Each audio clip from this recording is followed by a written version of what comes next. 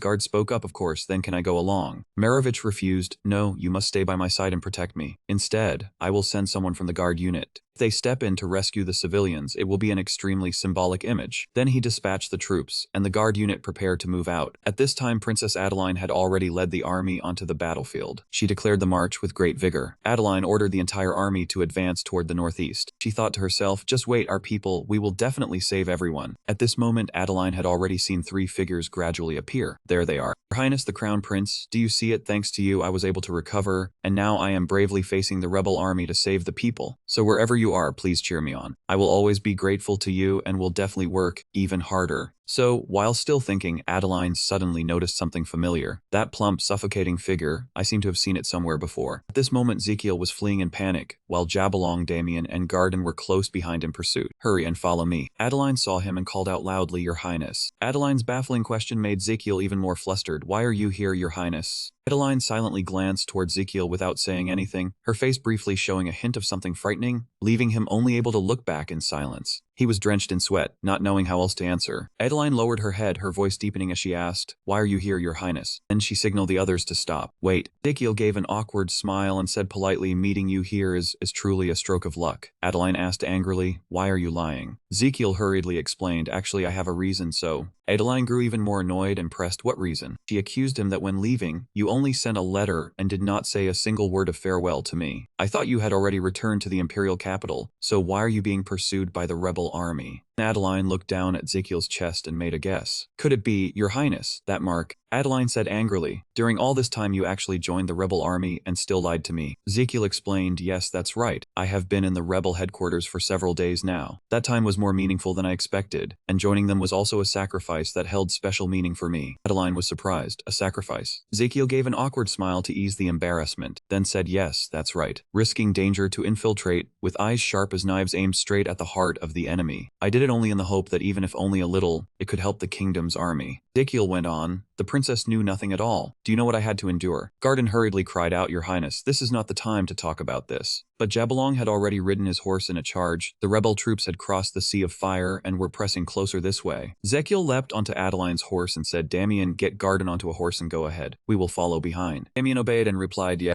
Then Ezekiel said to Adeline, I will let you scold me later. Now hurry and run. She curled her lips slightly in confidence and ran behind him. She said, Do not fear them. Their numbers are smaller than ours. Our army is twice as large. At this point, I will face them head on and wipe them out. Then Adeline also thought of her advantage in this battle. This is an opportunity. If I can take them down, it will be a good example and help me raise morale. Ezekiel suddenly cried out in panic, If we face them head on, everyone will die. Because Jabalong is personally after me. Hearing that name, Adeline broke into a sweat. What? Jabalong knows who you are. What exactly did you do then? Ezekiel said in panic, I also do not know why he treats me as the most important person. Looking at the flames ahead, Adeline began to calculate. If I keep hesitating, they will close in very quickly. If the swordsman J.P. Aaron is commanding the cavalry, then I have to stop here. And she drew her sword and raised it high. All troops assemble. The horses had already started pawing the ground, ready to charge. Everyone stood still waiting for Adeline's order. Ezekiel tremblingly pulled Adeline's hand down. What are you doing? I told you to run immediately already. She said we need to seize the time and withdraw. Then Adeline swung her sword down. Guards, second rank, third rank, prepare the crossbows. Everyone immediately obeyed and drew their crossbows. Crossbows and the sharp arrows all pointed straight at Jabalong. Adeline immediately ordered fire. Arrows shot toward the enraged Jabalong as he charged forward. The horses sensed danger and were startled, scrambling in panic. The ones behind could not dodge in time and were struck down by the arrows as well, sending the soldiers crashing down. Then Adeline reined in her horse, turned around, and ordered, All troops withdraw. Adeline hurriedly shouted, Quickly protect us safely. The army obeyed and answered in unison, Yes. Then Adeline said to him, I have bought us time with a volley of arrows. Now we can safely withdraw. Suddenly some sound made her turn back. What was that sound? Adeline helplessly turned around, her face full of panic. She looked back in fear and cried out, Jabalong. He had overcome every obstacle to catch up with Dieterlin and Ezekiel from behind. He went pale as he looked back, extremely terrified. That man was looking at him and even smiling coldly. This madman. Then Ezekiel's brows furrowed tightly as if they were about to knit together.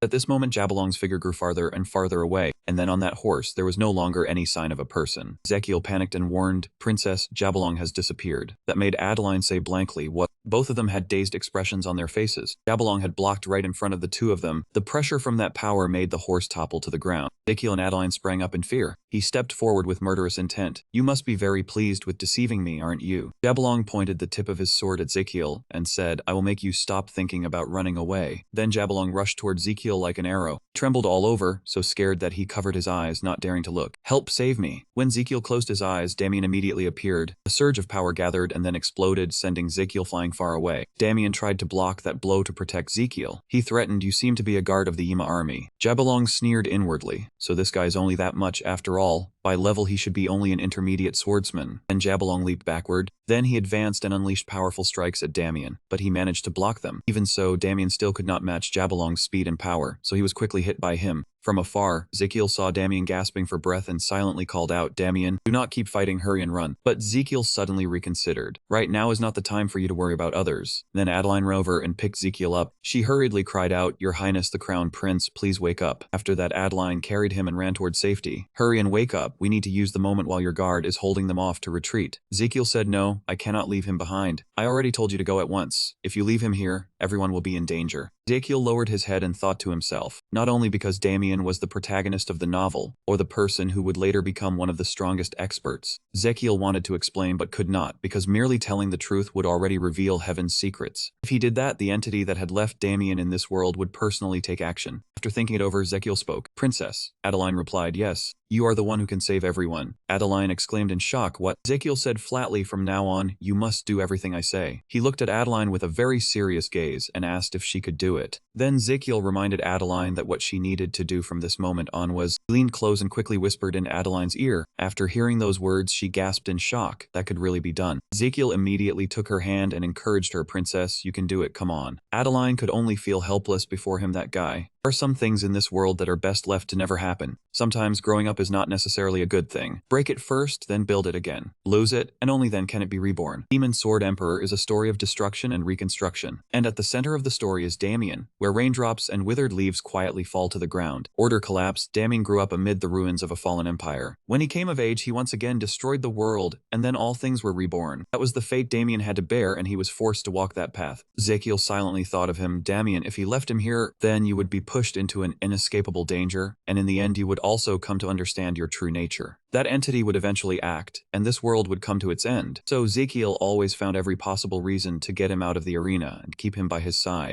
No matter how much we had gone through, Ezekiel still believed that with Damien beside him, he would not have to suffer the hardships in the novel. Yet it had turned out like this. Ezekiel silently cheered him on. "Snap out of it, Damien. Now is not the time to be afraid." After finishing his thoughts, Ezekiel asked, "Princess, are you ready?" Adeline answered, "Wait a moment." A moment later, Adeline reported back, "Done." Scene shifted the chaotic battlefield, together with the forces of Zebulong and Adeline. The swords clashed again and again. Damien was raising his sword to face off against Jia-Bei-Long. Damien really could not withstand the pressure from Jia-Bei-Long. He swung his sword confidently and asked, "Are you tired already?" After saying that, Jia-Bei-Long continued slashing at Damien. He was at a disadvantage, but still tried his best to block the blow. But at this moment he felt something. Hold on, this guy. Jia-Bei-Long thought he was only defending, but every time he used this, he could always neutralize Jia-Long's attack. Jia-Bei-Long was stunned, unable to understand why Damien could do it. Right, there really were always such people. He curled his lips into a smile. Those endlessly growing brats, all you had to do was crush them. Then Jia-Bei-Long said in a threatening voice, "I will let you taste this." As soon as he finished speaking, he charged forward like a hungry ghost. Damien could not keep up with Jia-Bei-Long's every movement. Fortunately, he still reacted by instinct and turned to dodge the move. That power was terrifying. Then Jia-Bei-Long retreated, keeping his distance from Damien. "Even that you managed to dodge, not bad." After that, he began to gather power within himself and said, "You have held on long enough. Let me finish this." Damien raised his sword to confront him. "I can still keep fighting." Jia-Bei-Long assessed him. Quite the mouth. Those words made Damien freeze in fear with a slight tremor. Then Jia-Bei-Long advanced to attack. Damien barely managed to block that blow. At that moment, his sword suddenly snapped in two. Jia-Bei-Long immediately seized this chance to rush in and take Damien down. He sent Damien flying far away, causing him to slam his head against a rock. Jia-Bei-Long slowly advanced with abundant energy. This boring game was also coming to an end. Damien could no longer say anything, only lay there gasping for breath. Jia-Bei-Long stepped forward, pointed the tip of his sword at Damien, then unleashed the finishing blow. It's over. Damien had exhausted all strength to resist. He only silently watched that strike head toward him, never expecting that one day he would have to stop in a place like this. Damien relaxed his body, bowed his head as if he had accepted this defeat. Damn it. Damien closed his eyes, preparing to welcome his end, but something within his body was suddenly stirring. Damien looked ahead, everything before his eyes suddenly blurred. What is this? Something is wrong. He felt as if time had stopped. Damien looked down in shock. The sword tip was aimed at his heart, yet he felt no panic at all. Why was that? A surge of power from within Damien was spreading outward. That also left Jia-Bei-Long utterly confused. What is this? Damien clutched his chest and knelt down. Seeing Damien's bewildered expression and body, Jia-Bei-Long silently judged, "This guy, his mana flow is far too strange." Just then, Ezekiel's voice rang out, "Princess, throw it now." Jia-Bei-Long turned his head warily and blurted out, "This voice." Adeline held the big rock in her hand and replied, "All right, let's do this." She tried to focus, taking a deep breath.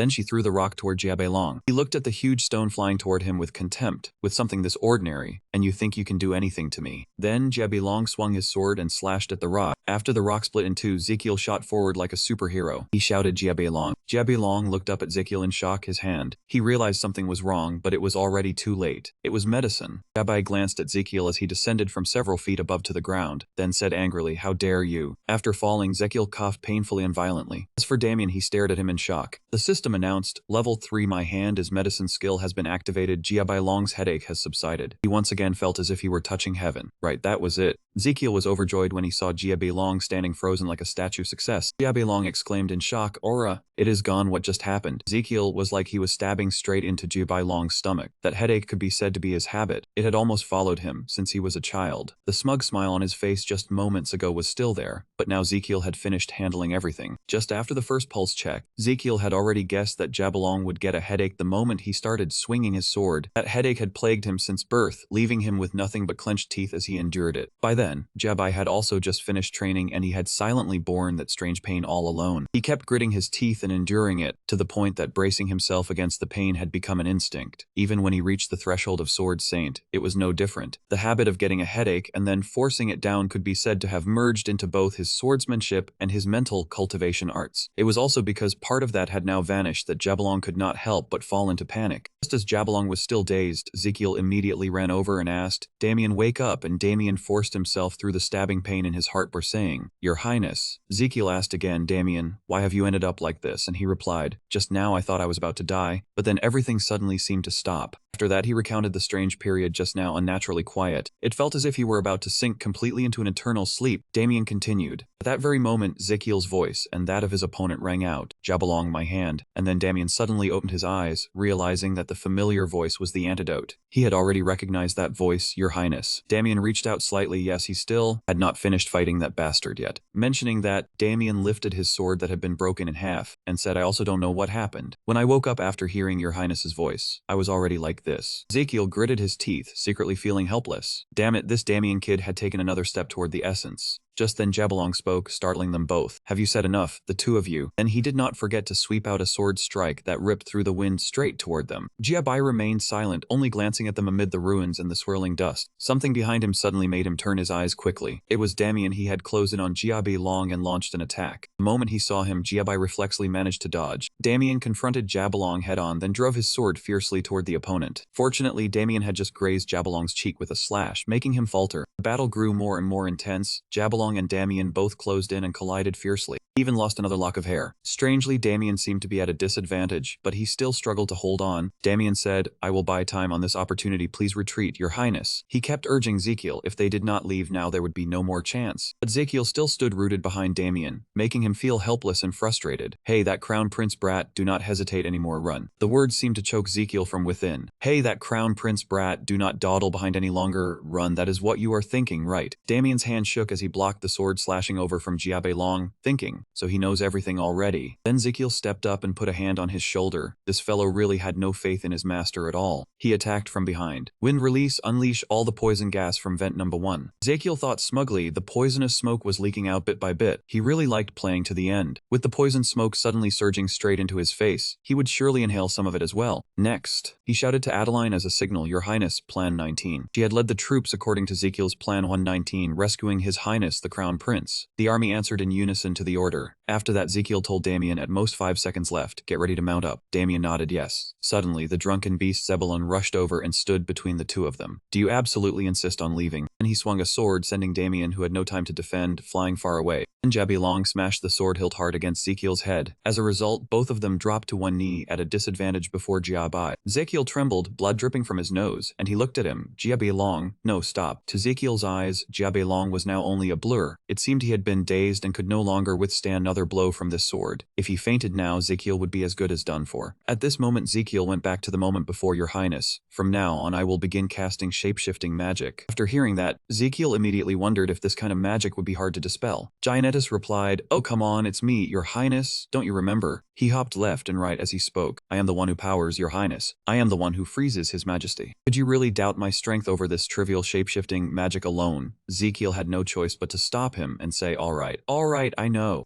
Janetis warned him that this magic would only be dispelled in one single case, so your highness had to pay attention. Ezekiel asked what that case was. He explained that if one suffered a strong physical shock enough to knock one out, mana would envelop the crown prince's body. The shape-shifting magic would absorb the shock and prevent fainting, but it could only be used once, so your highness had to be extremely careful. Recalling those words when facing a monster like Jabalong, Ezekiel gradually returned to his true form. The plump hands from before were gone as well, replaced by a pair of fair, slender hands. His bloated figure also gradually disappeared. Jiabilong panicked, sweat pouring down, and stammered, "Military doctors, Chi Yao, you are strange." The crown prince of Majano. At the same time, the army also rushed over and shouted, "Your highness the crown prince." Jebai spoke, "If you do not want to see the crown prince die." He unleashed a powerful strike that forced the soldiers back. "Then do not come any closer." Adeline was knocked from her horse and onto the ground. Ezekiel was extremely flustered now, and he racked his brains for a way. How can I get out of here now? Could my identity help him at all? No, it would definitely be useless against that man. If the worst came to pass, Ezekiel would become a hostage and end with the rebels' victory. By then the Megentano royal family would also be unable to intervene and Ezekiel would be hated by the emperor. The immediate priority was to get back up first, then wait for the chance to retreat. The system announced, "You have successfully blocked an attack with the power of a sword saint. The A4 mental art has deeply engraved itself in your mind and automatically analyzed and learned this special skill. A4 is the mental art of one who has absorbed a large amount of external power, so it has opened a new skill to reduce physical damage. A new option, HP movement, has been unlocked in the A4 mental art." This left Ezekiel extremely shocked as he blurted out. The system continued to appear. Special skill option 3, HP conversion, can convert accumulated HP assisted by the internal organs into your life force. The amount of HP used for conversion can be adjusted. The rate at which HP is converted into life force will increase rapidly as the A4 mental art develops. The current rate is 10 HP for one life force. Your life force is currently 200 out of 300. Ezekiel looked up and read for a while, still not understanding it at all. What is this? At this moment Jiabailong seemed extremely disappointed, and he asked, "Why did you deceive me?" He frowned in annoyance and kept questioning that I had treated you as a true friend, yet you were making a fool of me. Ezekiel curled his lips into a smile and replied, "Good my ass." He stepped forward and continued, "A rebel leader of the whole kingdom, and you still want to talk about good, treating a crown prince like me kindly, trying to make friends." Ezekiel asked sternly, "Do you still think of me as a soldier of Ilachiel?" He began to lecture him like a child. "Are you glued to people 24 hours a day? And you even wanted to cut off my legs to keep me by your side. You really are obsessed. You even have mental issues. Stop making a fool of yourself, retreat while I am still speaking properly, and do not pretend to be close to me." Suddenly Jiabalong spoke, making Ezekiel's spine go cold. "I once hoped our ending would not be like this, but now perhaps no one cares about you anymore." Jiabalong said, "Princess Adeline, the kingdom army's guard." At this moment she had been seriously injured by the destructive blow just now from the monster Jiabalong. "Your Highness the Princess, are you all right?" He continued, "If I wipe out everyone, then there will be no witnesses left." Seeing that, Ezekiel asked, "So in the end you still plan to cut off my legs and keep me by your side?" Jiabalong said that he could hide the one by his side for the rest of his life, and not to mention a kingdom. He was even confident enough to overturn an empire. Ezekiel blurted out, "You're crazy." Just as Jabalong was about to swing his sword and sweep everything away, he asked back, "What now?" And he raised that sword right in front of Ezekiel. "You think I can't do it?" Suddenly, a surge of power rose up, making Jialong freeze. Radiant shield. Ezekiel raised, block Zebulon's sword strike. He said, "Invincible." Ezekiel used the skill Ezrahan Inner Method skill option 2, Invincible. This solid mana ring will protect your nervous system for 5 minutes. No matter how much damage you take, you cannot faint or lose consciousness. Time remaining 4 minutes 59 seconds. Invincible. Ezekiel had endured 500 shockwave bursts from Adeline to obtain it. Skill option 2, Invincible, limited to once per day, lasts 5 minutes. During these 5 minutes, Ezekiel would not collapse. He was pleased that he was still holding on. On the opposite side, Jabalong did not believe he still could not break that shield, so he attacked even more wildly. Ezekiel was completely confident in his shield. "I'm right here." As for Jabalong, he kept relentlessly pouring power into the shield. In any case, Ezekiel could hardly withstand that power and was knocked back several meters. System alert, current vitality 130 out of 300. He panicked, just one hit and he had lost so much. He really was a monster. If he had not activated Invincible, Ezekiel would probably have fainted again. In the end, Ezekiel still did not give up. He continued to switch to another method. Then, HP conversion. System report, skill option 3, HP conversion. Current ratio is 10 HP for 1 vitality. Enter HP to convert, current HP is 7400.